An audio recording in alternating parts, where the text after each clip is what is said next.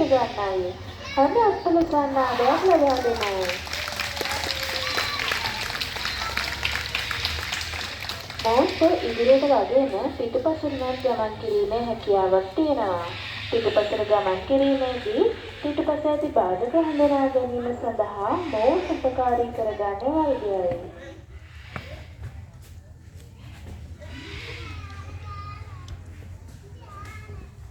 ඉතින් දැන් පෙන්නන්නේ අපේ නරඹන්නට වගේම අපිට බොහොම අපූර්ව පුංචි අනිපත් කියලා මෙන්න මේක වාඩි වෙන්න පුළුවන් කියලා.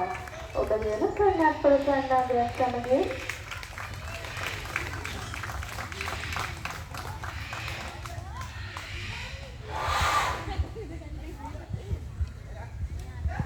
අපේ අතේ නියපොතු කීයක් තියෙනවද?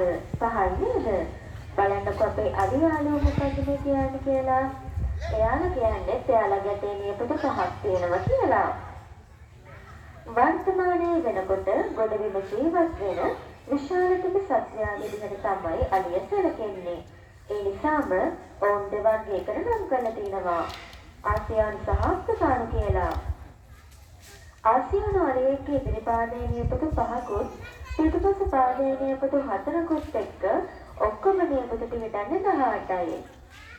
හැබැයි අප්‍රිකානු අලියෙක්ගේ නම් මීට වඩා වෙනස්. ඔවුන්ගේ ඉදිරි පාදයේ නියපොතු 4කුත් පිටුපස පාදයේ නියපොතු 3කුත් එක්ක ඔක්කොම නියපොතු පිටන්නේ 14යි. ඒ වගේම ආසියානු අලියෙක්ගේ ගැහැණු සතෙක් කිලෝග්‍රෑම් 3000කුත් පිරිමි සතෙක් කිලෝග්‍රෑම් 5000ක බරකින් යුක්ත වෙනවා. අප්‍රිකානු අලියෙක්ගේ ගැහැණු සතෙක් කිලෝග්‍රෑම් 5000කුත් පිරිමි සතෙක් කිලෝග්‍රෑම් 7000ක බරකින් යුක්ත වෙනවා. අපේ අවියාලුවන්ට අලිසෙල්ලම් කරලා මහන්සි හිතනද කොහෙද? ඉතින් මේ සූදානම පොඩ්ඩක් නිමවතේ නදා ගන්නයි.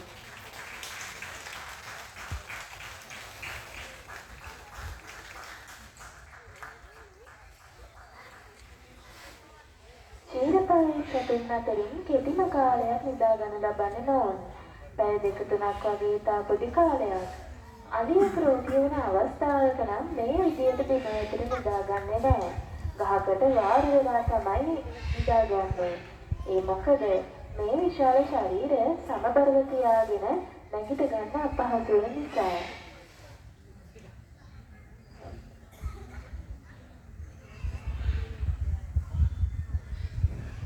අපේ රසාට තෝ කරමු.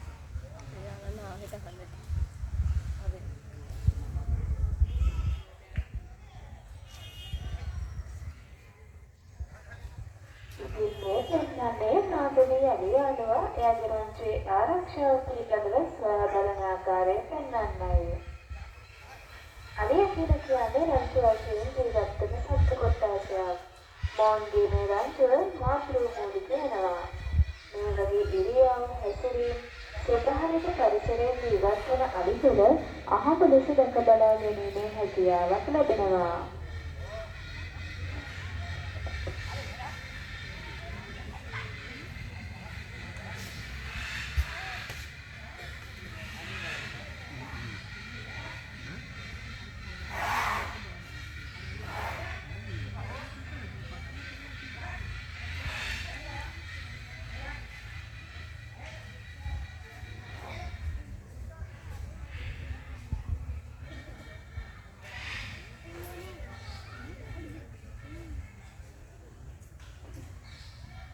අපි දැන් ඔයාලට පොඩි ගණන් පාඩමක් කියලා දෙන්නයි යන්නේ.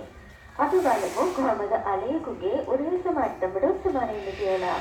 මෙන්න මෙහෙම එක කරන්නේ. මුලින්ම අලියෙකුගේ ඉදිරි පාදයේ වට ප්‍රමාණය දැනගන්න. ඊට පස්සේ වෙන අගය දෙකෙන් වැඩි කරන්න. එතකොට එන උත්තරය තමයි ඒ අලියාගේ උරහිස මට්ටමට උස්ස වෙන්නේ. ඔයාලා කැලේට ඇවිදගෙන යද්දී අලියෙකුගේ ඉදිරි පාසල කුණක් දැක්කොත් මෙන්න මේ ක්‍රමයෙන් මගින් ඔයාලට පුළුවන් ඒ අලියා බුත ගණනය කරන්න. ඒ වගේම මේ මිනුම් ක්‍රමය ශ්‍රී ලංකාවේ ජන සමාජයේ විසින් අනුගමනය කරන සම්මත මිනුම් ක්‍රමයක්ද වෙනවා.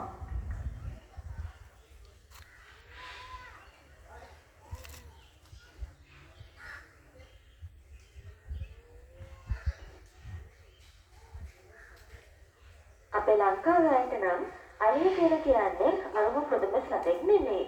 ඒ මොකද කියලා කිව්වොත් අතීතයේ ඉඳලා රජතුමාගේ මංගල හස්තියා විදියට පෙරහැර ගමන් වලට නගින්න ගරුසුලගෙන යන්න භාවිතා කරලා තියෙනවා.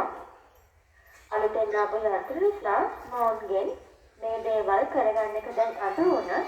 තායිලන්තයේ වගේ රටවල් වල තවමත් මේ දේවල් දැක බලා ගැනීමේ හැකියාව තියෙනවා. ඉතින් මේ පෙන්වන්නේ අපේ අලියාලුව කොටයක් අරගෙන යන විදිහ. මෙයාලට එක්වරකට කිලෝග්‍රෑම් 350ක පමණ බරින් සිලීමේ හැකියාවක් පවතිනවා. ඔයාලට පේනවද අපේ අලියාලුව මේ කොටේ අරන් යන ආධාරකය මොකක්ද කියලා? ඒක අපි හඳුන්වන්නේ බෙලුව නමින්. බෙලුව භාවිත කරන්නේ මොන්ගේ දත් වලට වෙන හානිය අවම කරන්න.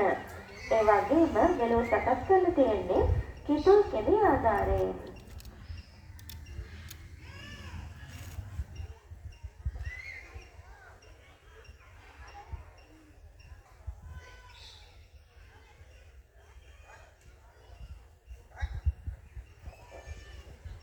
අපේ පුංචි දුලා පුතාලා ක්‍රීඩා කරලා තියනවා නේද? මේ පෙන්නන්නේ අපේ අලියාලුව කොහොමද මේ ප්‍රොසෙස් කරන්නේ කියලා. අපි බලමු අපි පරිණතකෝ. ඒ කාර්යයක් කරනවා දැක්කලට පංගුවම කරනවා.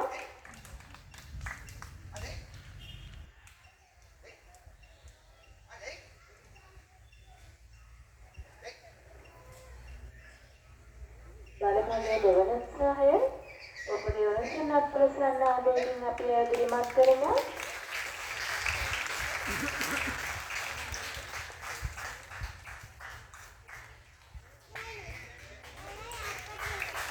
ඒ උත්සාහය දෙවන ලකුණක් ලබා ගන්නවා.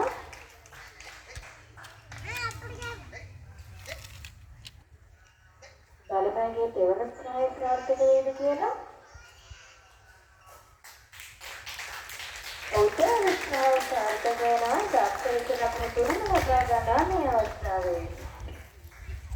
අලිය කියලා කියන්නේ අර්ථ ජල සත්වෙක්. මොවුන් දිනකට පැය කිහිපයක් ජලයට බහැලා කාලය ගත කරනවා. මොවුන්ගේ ශරීරයේ විශාල මාංශපේශී ක්‍රියාකාරීත්වය නිසා ඇතිවන ඒ උෂ්ණත්වය අවම කරගන්න තමයි මොවුන් මේ ආකාරයට ජලයට බහැලා කාලය ගත කරන්නේ. අපේ නම් දහඩිය පිට වෙන්න ශ්වේත ග්‍රන්ථි පිටලා තියෙනවනේ. මොවුන්ගේ ඒ ශ්වේත ග්‍රන්ථි විකරණය වෙලා තියෙන්නේ. අන්න ඒක නිසා තමයි මොවුන් නිතරම කන්සලවන්නේ. අපිට ආහාර ගන්නවානේ. මේ පෙන්නන්නේ අපේ අලියාලුව කොහොමද ආහාර ගන්න කියලා. ජාතික සත්වෝද්‍යාන දෙපාර්තමේන්තුවෙන් දිනකට අලියෙක්ට කිලෝග්‍රෑම් 250ක පමණ ආහාර වේලක් ලබා දෙනවා. ඒ ආහාර වේලට එළවලු පළතුරු වගේම ධාන්‍ය වර්ගත් අන්තර්ගත වෙනවා. අලියෙකුගේ ශරීරයේ තියෙන විශේෂතම අංගයක් ලෙස මේ හොඬවල හඳුන්වන්න පුළුවන්. අලි පැටවා මව් කුස තුළ සිටින කල්ල අවස්ථාවේදී උඩුතල සැදීමට හේතු වන සෛල හා නාසය සැදීමට හේතු වන සෛල එකට එක්වීමක් මගින් තමයි මේ හොඬවල නිර්මාණය වෙලා තියෙන්නේ. ශ්‍රී ලංකාවේ උඩරණායතන සම්ප්‍රදායේ වන්නම් 18ක් තියෙනවා. ඒ වන්නම් 18න් එකක් තමයි රසගා වන්නම කියලා කියන්නේ. රසගා වන්නමට පාදක වෙලා තියෙන්නේ අලියගේ ගමන් විලාසය. ඉතින් ඔබ මේ පස්සේ දුන්නේ රසගා වන්නමේ පාරේට හරි අපූර්ව ගමන් ලතාවක් තමයි අපේ අලියාලුව ඔබගෙන ඉන්නේ. ධනවත් වයින් ඔබගේ උණුසුම්වත් සම්දානයේ සමගින්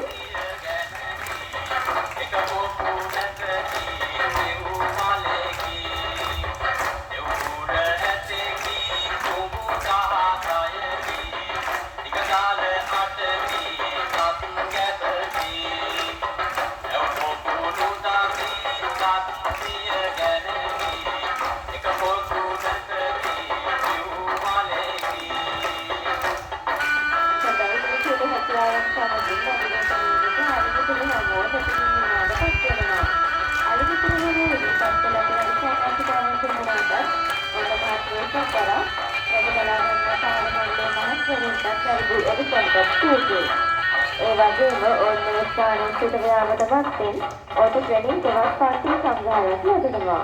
එයත් ඔබට විශේෂ